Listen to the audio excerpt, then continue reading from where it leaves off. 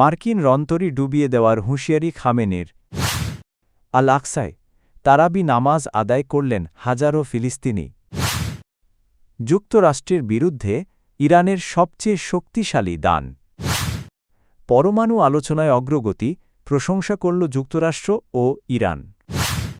Iran ও যুক্তরাষ্ট্রের মধ্যে উত্তেজনা বাড়ার প্রেক্ষাপটে পারস্য উপসাগরে বিমানবাহী রণতরী ইউএসএস আব্রাহাম লিঙ্কন সহ কয়েকটি ডেস্ট্রয়ার মোতায়েন করেছে যুক্তরাষ্ট্র। এ নিয়ে কড়া হুঁশিয়ারি দিয়েছেন ইরানের সর্বোচ্চ নেতা আয়াতুল্লাহ আলী খামেনি। তিনি বলেন, মার্কিন রণতরী যতই শক্তিশালী হোক সেগুলোকে সমুদ্রের তলদেশে ডুবিয়ে দেওয়ার সক্ষমতাও রয়েছে। আলোচনার ফল আগেই নির্ধারণ করে ফেলা ভুল ও বোকামি বলেও মন্তব্য করেন তিনি। এই মন্তব্য এসেছে যখন জেনেভায় পরমাণু ইস্যুতে যুক্তরাষ্ট্র ও ইরানের মধ্যে পরোক্ষ আলোচনা চলছে। আনাদোলু এজেন্সির খবরে বলা হয়, তেহরানে এক অনুষ্ঠানে খামেনি দাবি করেন, যুক্তরাষ্ট্রের সেনাবাহিনী বড় ধরনের আঘাত পেতে পারে।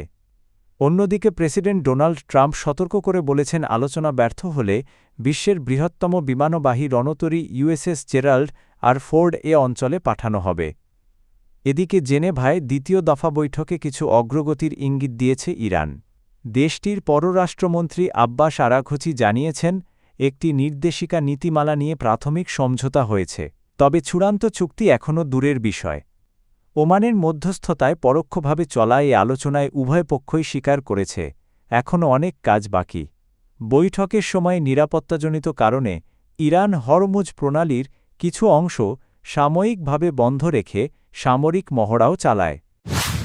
রমজানের প্রথম তারাবি নামাজে হাজারো ফিলিস্তিনি আল আকসা মসজিদ প্রাঙ্গণে উপস্থিত হন। তবে ইসরায়েলি কর্তৃপক্ষ নানা বিধিনিষেধ আরোপ করে এবং অনেক তরুণকে মসজিদে প্রবেশে বাধা দেয়। নামাজের সময় পুরো এলাকা ঘিরে রাখে পুলিশ।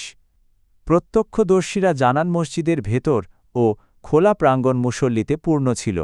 আল আকসার খতিব শেখ ইউসুফ আবু স্নেইনে তারাবি নামাজে ইমামতি করেন। জেরুজালেম ও ফিলিস্তিনি অঞ্চলের গ্র্যান্ড মুফতি শেখ মোহাম্মদ হুসাইন ঘোষণা দেন, চাঁদ দেখা সাপেক্ষে বুধবারই রমজানের প্রথম দিন।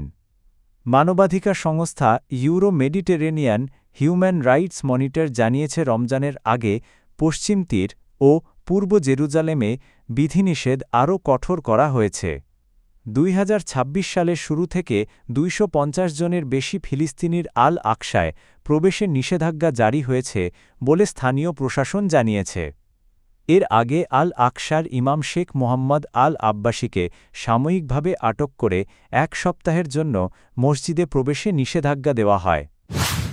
পারস্য উপসাগর অঞ্চলে এখন ইরানের সামরিক পাল্লার মধ্যে অবস্থান করছে দুটি মার্কিন বিমানবাহী রণতরী স্ট্রাইক গ্রুপ। এর একটি ইউএসএস এব্রাহাম লিঙ্কন ইরানের উপকূল থেকে প্রায় 700 কিলোমিটার দূরে অবস্থান করছে। আরেকটি USS Abraham Gerald R Ford অঞ্চলে মার্কিন উপস্থিতি জোরদার করতে মোতায়েন করা হয়েছে। 4. তেহরানে ইরানের সর্বোচ্চ নেতা আলী খামেনি কড়া প্রতিক্রিয়া জানিয়েছেন। তিনি বলেন, যুক্তরাষ্ট্র ইসলামী প্রজাতন্ত্রকে ধ্বংস করতে পারবে না এবং প্রয়োজনে মার্কিন যুদ্ধজাহাজ ডুবিয়ে দেওয়া হতে পারে। এই সামরিক শক্তি প্রদর্শনের পাশাপাশি নীরবে চলছে কূটনৈতিক প্রচেষ্টা।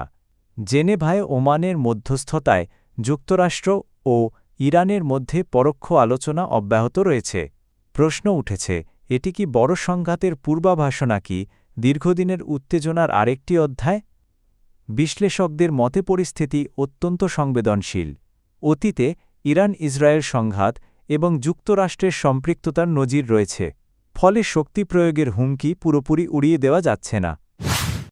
ইরানের পরমাণু কর্মসূচি নিয়ে জেনেভায় অনুষ্ঠিত সাম্প্রতিক আলোচনায় উল্লেখযোগ্য অগ্রগতির ইঙ্গিত দিয়েছে যুক্তরাষ্ট্র ও ইরান। মার্কিন কর্মকর্তারা জানিয়েছেন, আগামী 2 সপ্তাহের মধ্যে তেহরান একটি বিস্তারিত প্রস্তাব নিয়ে আবার আলোচনায় ফিরবে। তাদের ভাষায় 2 পক্ষের মধ্যে বিদ্যমান ব্যবধান কমাতে এটি গুরুত্বপূর্ণ পদক্ষেপ হতে পারে। তবে এখনও অনেক খুঁটিনাটি বিষয় নিয়ে আলোচনা বাকি রয়েছে।